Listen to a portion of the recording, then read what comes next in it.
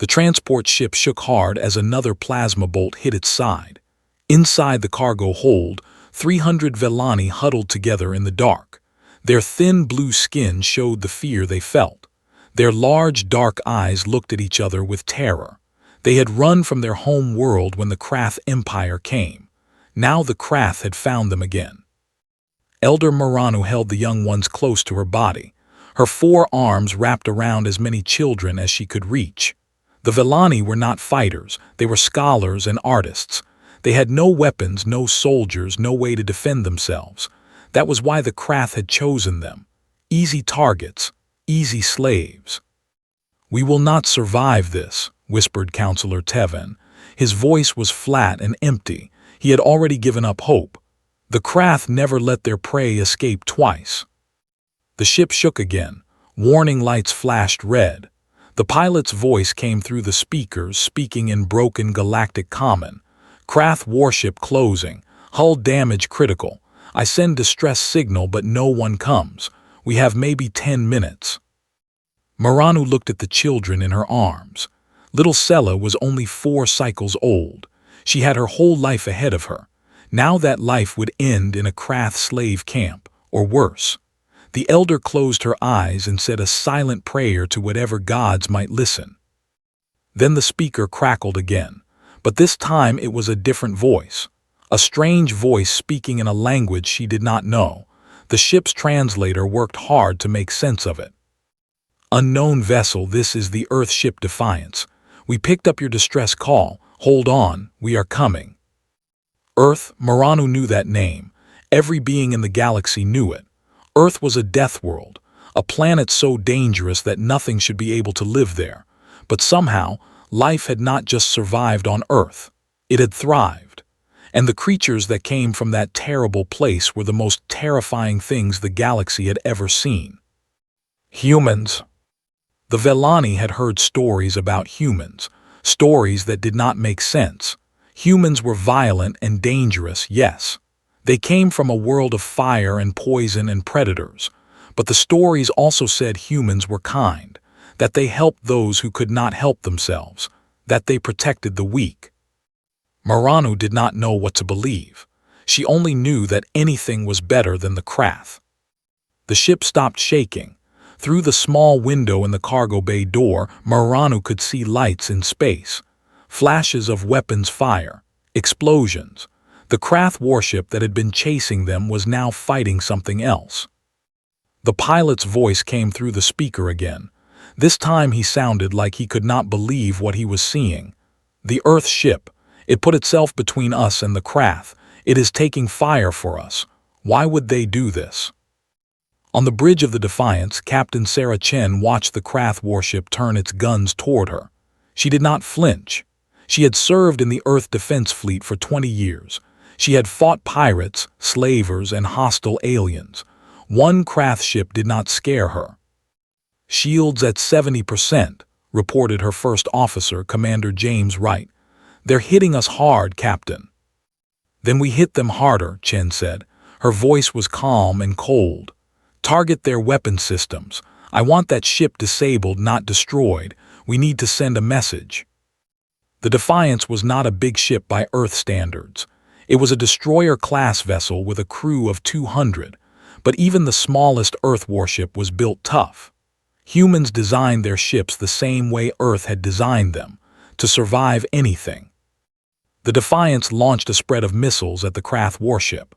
The alien vessel tried to shoot them down, but human weapons were fast. 3 missiles hit the Krath ship's forward guns. The explosions ripped through the weapon mounts and left them useless. "Their main weapons are offline," Wright reported. "They're turning to run."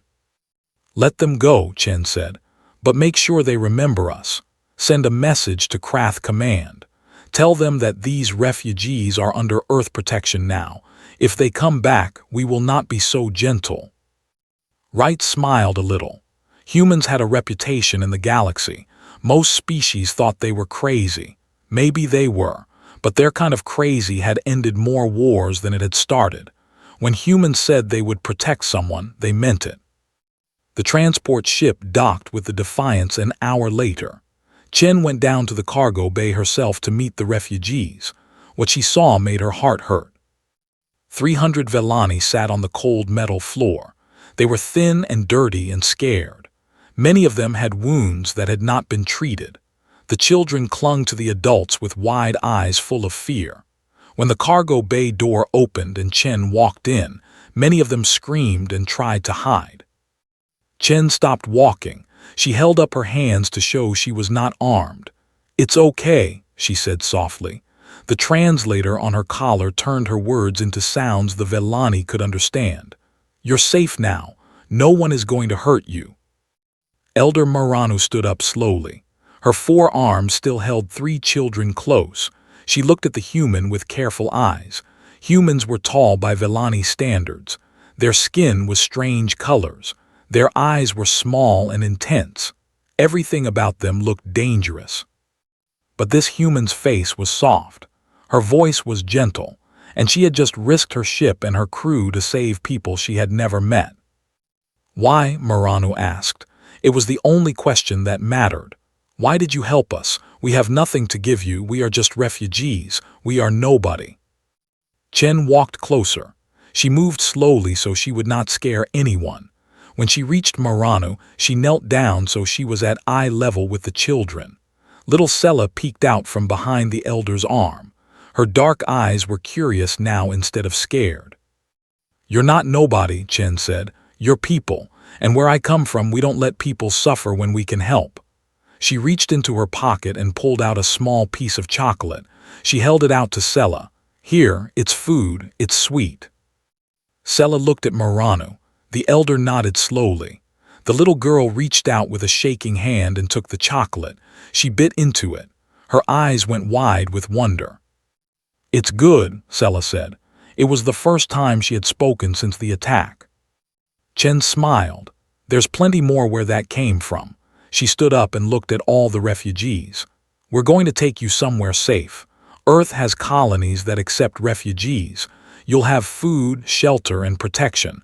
We'll help you build new lives." Maranu felt tears form in her large eyes.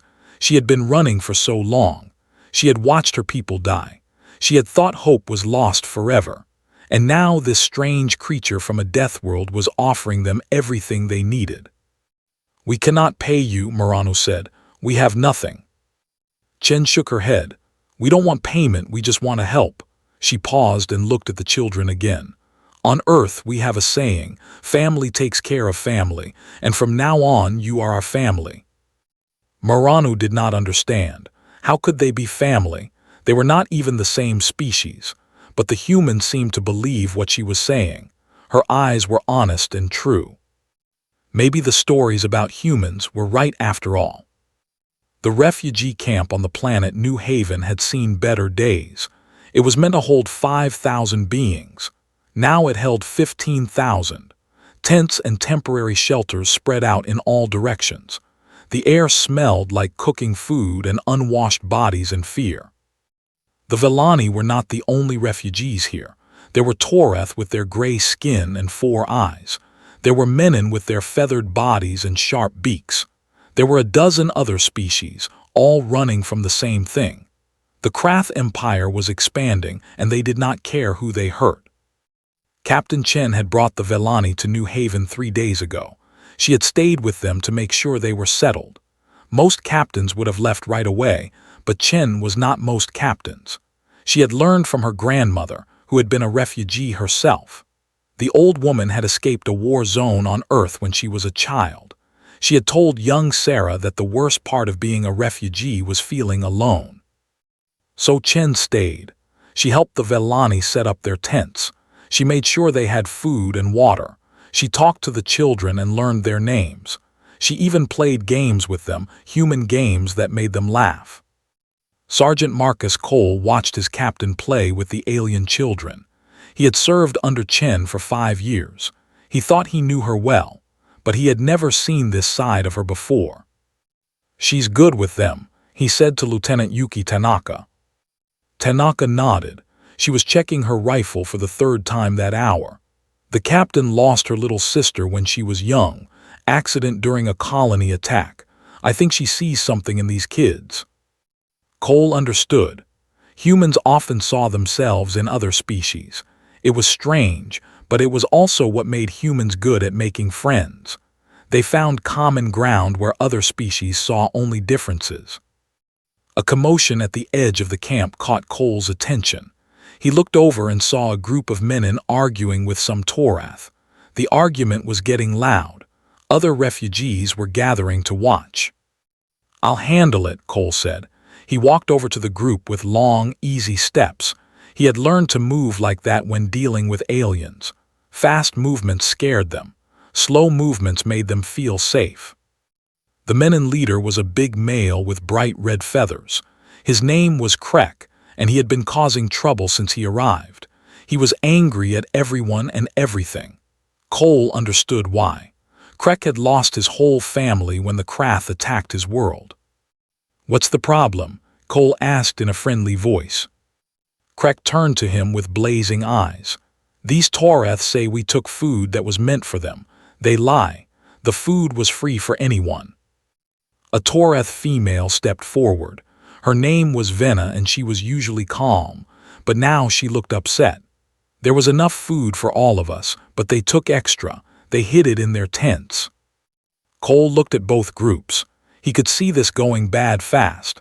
Hungry, scared people did not make good decisions, and these people had been hungry and scared for a long time. "Okay," he said. "Let's figure this out together. Krek, is it true you took extra food?" Krek's feathers ruffled with anger. "We have children. They are always hungry. We took a little extra so they would not cry at night." Venna hissed. "We all have children. You do not deserve more than us." Cole held up his hands. "Nobody said anyone deserves more, but I understand both sides here." He looked at Krek. "I know you're worried about your kids. That's natural. Any good parent would feel the same way." Then he looked at Venna. "And I know you want things to be fair. That's natural too." He paused to think. This was the hard part of being human, not the fighting, the talking. "Here's what we're going to do," Cole said. "I'm going to talk to the supply officer. I'm going to make sure there's enough food for everyone, including extra for the kids. All the kids from every species. Does that sound fair?" Krek and Venna looked at each other. Neither one wanted to back down first, but Cole's solution gave them both a way out that did not hurt their pride. "Fine," Krek said finally, "but if the children go hungry, I will not stay quiet." "Neither will I," Venna added. Cole nodded. "Good, you shouldn't stay quiet. If there's a problem, you come to me or any of the other Earth soldiers. That's what we're here for. We're not just here to protect you from the Krath. We're here to help you with everything." The crowd started to break up. The tension faded. Cole let out a slow breath. Crisis avoided for now. Captain Chen appeared at his shoulder. She had seen the whole thing. "Nice work, Sergeant." "Just doing my job, ma'am." Chen shook her head. "No, that was more than your job. Most soldiers would have just told them to shut up and go back to their tents. You actually listened. You actually cared." Cole shrugged. "That's what you taught me, Captain. Can't protect people if you don't understand what they need." Chen smiled, but the smile did not reach her eyes. She was worried about something. Cole could tell. "What is it?" he asked. Chen looked out at the camp. All those refugees, all those scared faces. "I just got a message from Fleet Command. The Krath are sending a delegation to this sector. They want to talk about the refugees." "Talking?" "They claim the refugees are actually escaped criminals. They want us to hand them over." Cole felt his stomach twist. "That's garbage. The Velani are not criminals. None of these people are criminals." "I know that, you know that, but some people at Fleet Command don't want a war with the Krath." Chen's voice was hard. "They're actually thinking about it, about handing these people over." Cole's hands curled into fists. "They can't do that." "They can, and they might." Chen turned to look at him directly. "Unless we make sure they don't, I need you to do something for me, Marcus." "Anything." "I need you to get these refugees ready. Not to leave, to stay, to fight if they have to." Chen's eyes were cold now like steel. If Fleet Command decides to hand them over, we're going to refuse. And when we refuse, all hell is going to break loose. Cole stared at her. What she was talking about was disobedience. Mutiny, maybe. She could lose her command. She could go to prison. They all could. But he looked at the camp. He looked at the children playing in the dirt. He looked at Elder Maranu teaching the young ones how to write in their native language. He looked at little Sella sharing her chocolate with a Toreth boy. "When do we start?" he asked. The Krath delegation arrived 3 days later. They came in a ship that looked like a weapon, all sharp angles and dark metal. The leader of the delegation was called High Commander Vex. He was tall and thin with skin like black glass. His eyes were red and empty, like something dead that could still move. He met with the Earth commanders on a neutral station near New Haven. Captain Chen was not invited to the meeting, but she had friends who told her what happened. "The Krath say the refugees are criminals," reported Lieutenant Commander Yusuf Akafer. He was Chen's contact in Fleet Intelligence. "They have documents, testimony from witnesses. It all looks very official." "It's fake," Chen said, "all of it." "I know, but Admiral Santiago is not sure. The Krath have made trade agreements with 3 major sectors.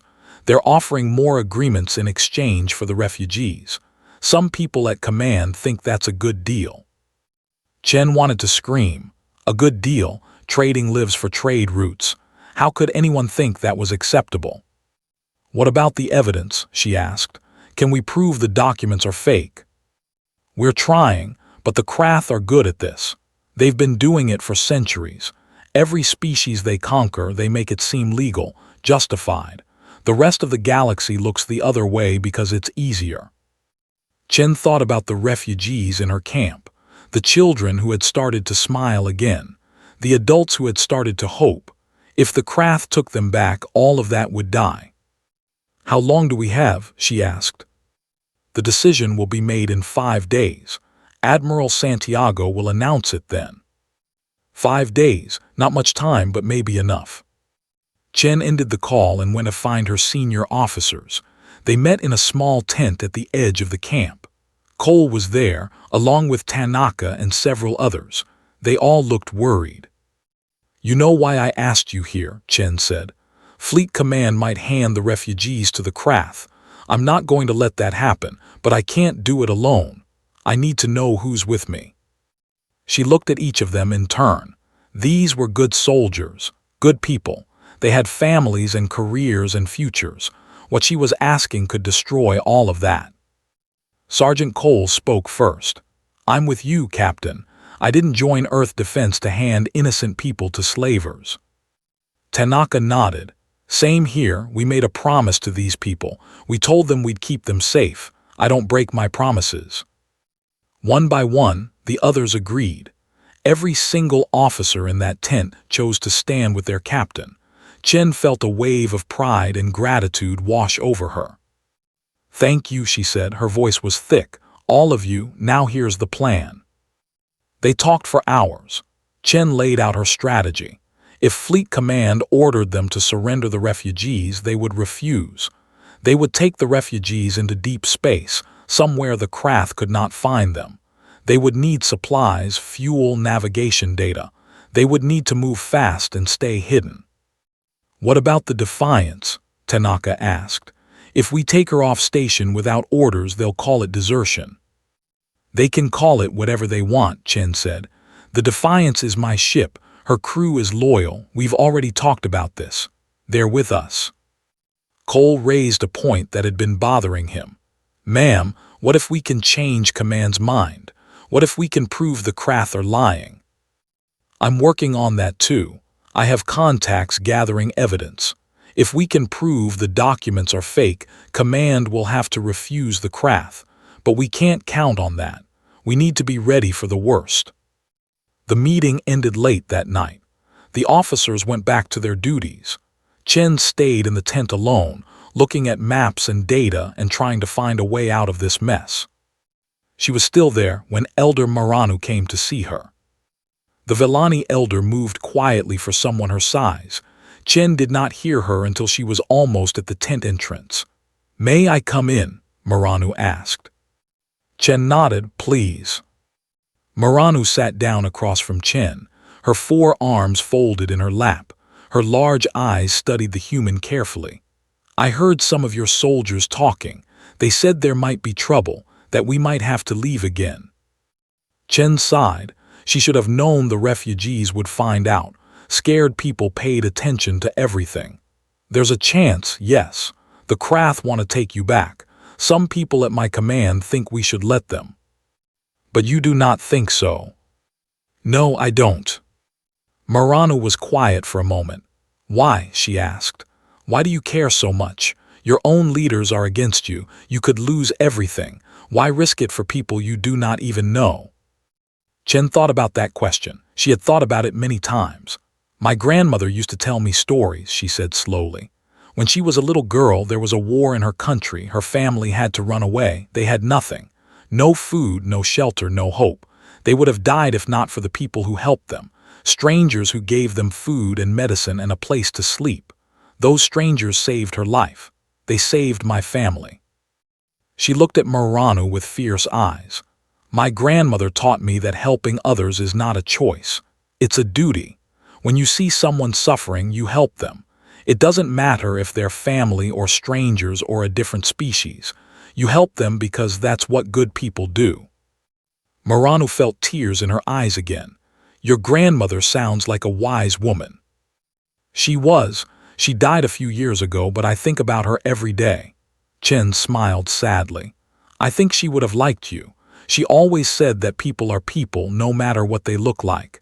She said the universe is too big and too hard for us to face alone. We need each other." Maranu reached out with one of her hands and touched Chen's arm. The human skin was warm and strange, but the gesture felt natural. "On my world, we have a similar saying. We say that a hand extended in kindness builds a bridge across the stars.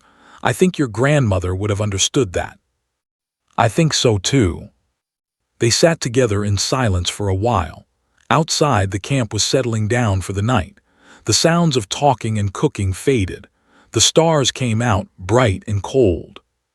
"Whatever happens," Maranu said finally, "I want you to know that my people will never forget what you have done for us. You gave us hope when we had none. You treated us like family when we were alone in the universe. That is a gift beyond price." Chen nodded. "And we're going to keep treating you like family. No matter what command says, no matter what anyone says, you're under Earth protection and that means something. It means everything." Maranu believed her. Against all logic, against all her experience with the cruelty of the universe, she believed this strange human from a Deathworld. Because Chen's eyes held no lies, only determination and love. The evidence came through 2 days before the deadline. Lieutenant Commander Akafer had worked miracles. His team had found the truth about the Krath documents. They had been created just 3 weeks ago on a Krath military base. The witnesses were Krath soldiers in disguise. The whole thing was a fabrication from start to finish. Chen presented the evidence to Admiral Santiago herself. She traveled to Fleet Command on the fastest shuttle she could find. She did not wait for an appointment. She walked into the Admiral's office and put the data pad on his desk. "Read it," she said. Santiago was an old man with gray hair and tired eyes. He had served in the fleet for 40 years. He had seen a lot of ugly things. He read the report carefully, his face getting darker with each page. "This is confirmed?" he asked. "Triple confirmed, sir. The Krath are lying. The refugees are not criminals, they're victims." Santiago set down the data pad. He leaned back in his chair and rubbed his eyes. "I knew it. Damn it, I knew it. But we needed proof. Without proof, we would have been starting a war over suspicion." Chen felt hope rising in her chest. "So you're going to refuse the Krath? You're going to let us keep the refugees?" "Yes, I'm going to tell High Commander Vex exactly what we found, and I'm going to tell him that Earth does not deal with slavers." Santiago looked at Chen with respect. "You did good work, Captain. You and your team. You saved those people." Chen wanted to cheer, but something in Santiago's voice made her careful. "What else, sir?" Santiago sighed. "The Krath will not take this well. They're going to be angry, very angry. We might be looking at military action. Against New Haven. Maybe against Earth itself. We don't know how far they're willing to go." Santiago stood up and walked to his window. Outside, ships moved through the darkness of space. "I want you to go back to New Haven. I want you to prepare for the worst. If the Krath attack, those refugees need to be protected." "Understood, sir," Chen hesitated. "And my crew, my ship?" "You have full authority to do whatever is necessary. Defend those people, Captain. That's an order." Chen saluted. "Yes, sir." She left Fleet Command feeling lighter than she had in days. The refugees were safe, for now. But as she traveled back to New Haven, she could not shake a feeling of dread. The Krath were not going to give up. They never gave up.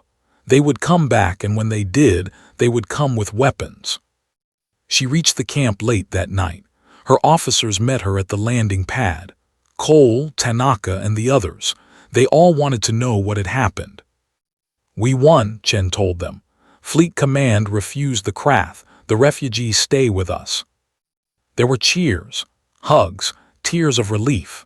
The soldiers who had been ready to commit mutiny now found out they did not have to. They could stay loyal and still do the right thing. But Chen held up her hand for silence.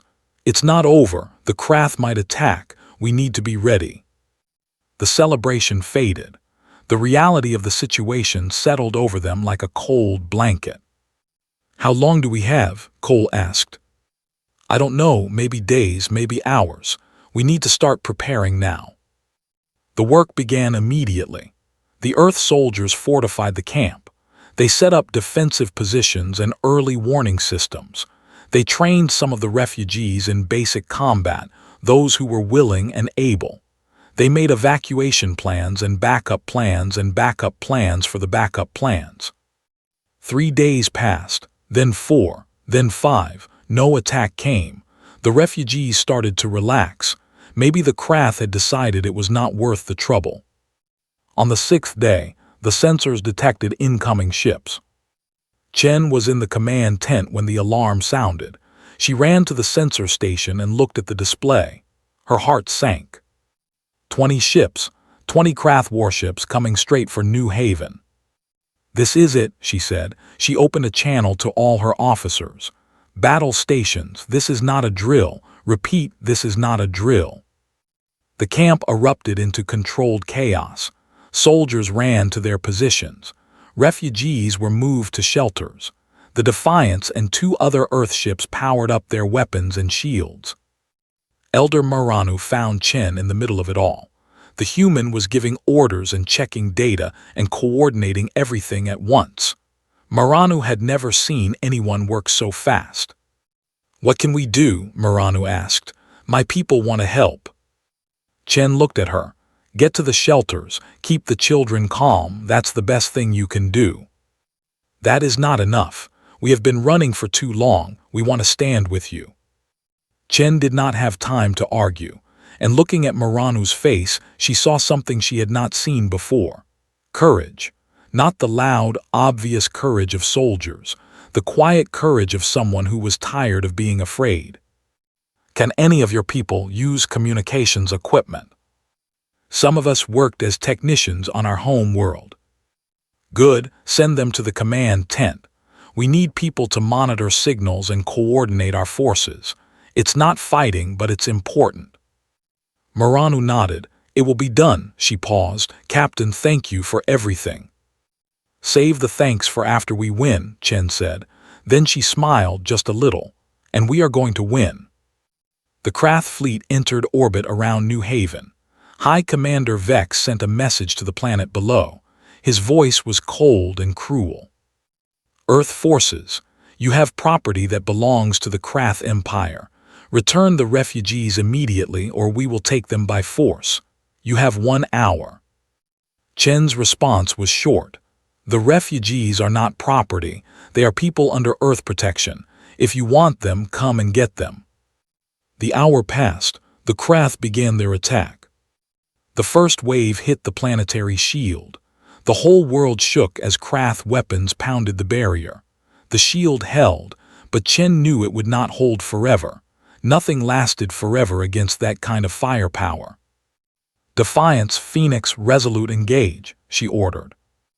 The 3 Earth ships rose from the surface and flew toward the Krath fleet.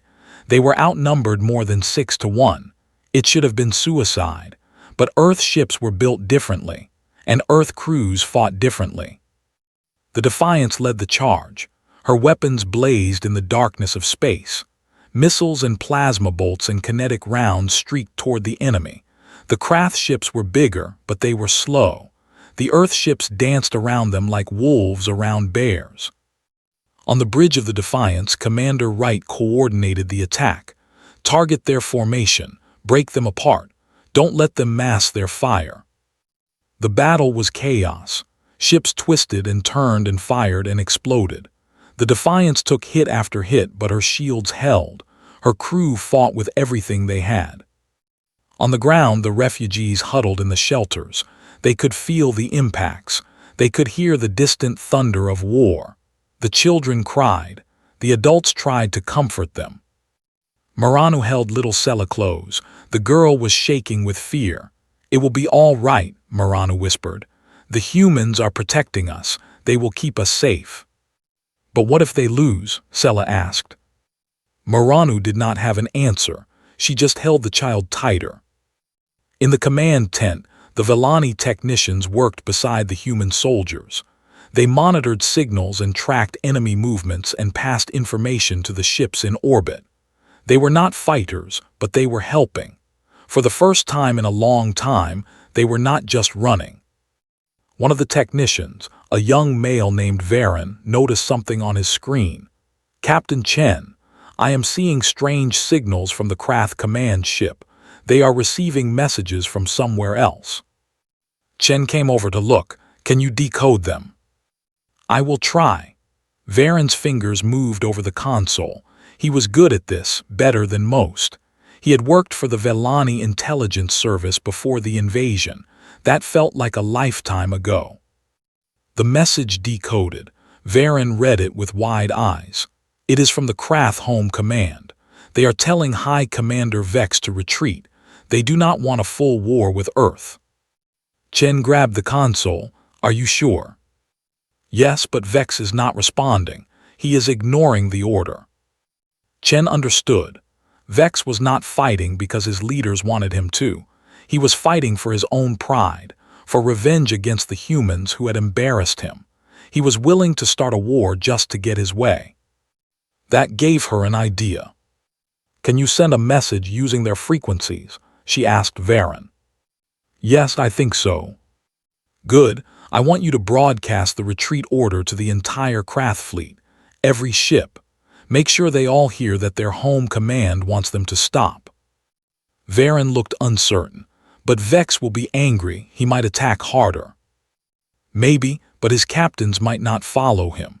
The Krath are loyal to their empire, not to one commander. If they know they're fighting against orders, some of them might stop." It was a gamble, a huge gamble, but Chen was running out of options. Varen sent the message. It broadcast on every Krath frequency. The retreat order, straight from High Command, telling the fleet to withdraw immediately. For a long moment nothing happened. The battle continued. Ships fired, ships died. Then one by one, the Krath ships began to stop shooting. On the command ship, High Commander Vex screamed at his subordinates. "Keep fighting. That order is a fake. The humans are tricking you." But his captains were not so sure. They had seen the order. They had confirmed its authenticity. They did not want to lose their careers or their lives for one commander's pride. "Sir," said Vex's first officer, "our crews are refusing to fight. They believe the order is real." "It is not real." "Sir, with respect, it appears to be genuine. Command does not want this war. If we continue, we will be acting against the Empire." Vex looked at the battle display. His fleet was falling apart, ships were withdrawing, his attack was failing. He had lost. "Fine," he snarled.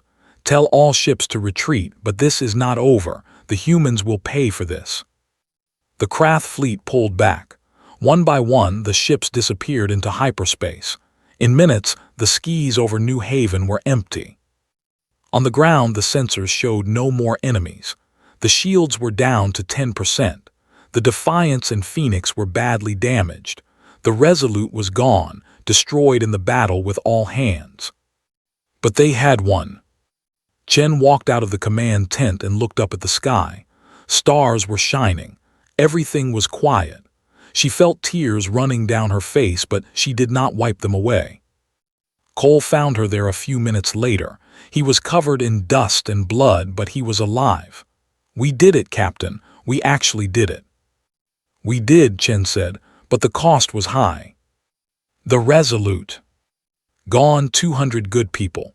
Chen closed her eyes. "We'll honor them. We'll remember them. But right now, I need to tell the refugees that they're safe." She walked to the shelters. The doors were opening. Refugees were coming out, looking at the sky with wonder. When they saw Chen, they started to cry, tears of joy, not fear. Maranu was one of the first to reach her. The elder threw all 4 arms around the human and held her tight. "You saved us," Maranu sobbed. "You saved all of us." Chen hugged her back. "We saved each other. Your people helped. Varen's work with the signals, that's what ended the battle. We couldn't have done it without you." Little Sella ran up and grabbed Chen's leg. "You are a hero," the girl said. "You are the bravest human ever." Chen picked up the child and held her. "I'm not a hero. I'm just someone who cares. That's all any of us can be." The days after the battle were full of work. The damaged ships needed repairs. The wounded needed healing. The dead needed mourning.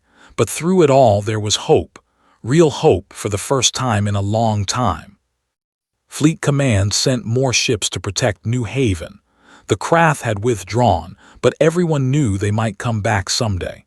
Earth was going to make sure the refugees were safe, no matter what. Captain Chen received a promotion. She was now Commodore Chen, in charge of the entire New Haven Defense Force.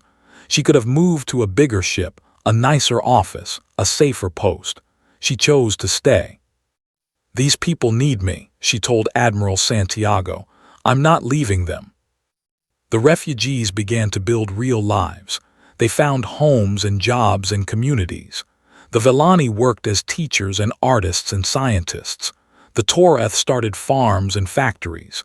The Menin opened markets and shops. Slowly, New Haven stopped being a refugee camp and became a real home. Elder Marano became a leader in the new community.